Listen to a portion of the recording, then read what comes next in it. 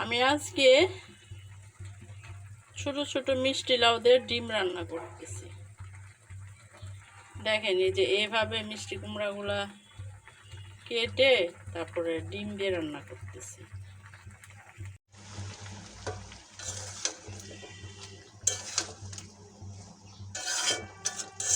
শুকনা মরিচগুলো সব পেকে গেছে, অর্ধেকের সরি কাঁচা মরিচগুলা এখন তো মরিচগুলা হয়ে গেছে, কি বলে বাতি হয়ে গেছে।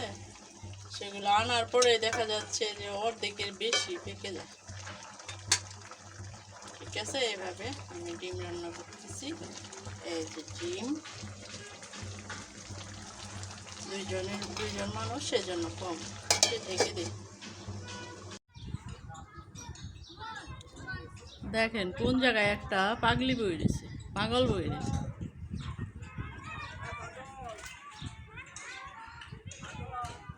কোথায় উপরে যায় পাগলটা বসে রয়েছে।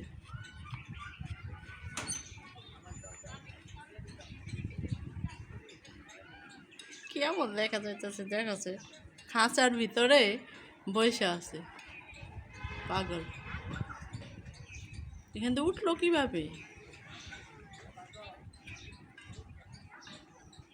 কিরকম করে বসে রয়েছে।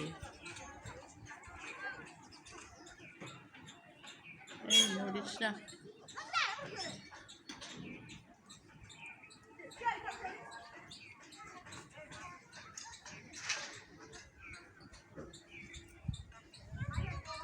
এমন রৌদ্র উঠছে আজকে,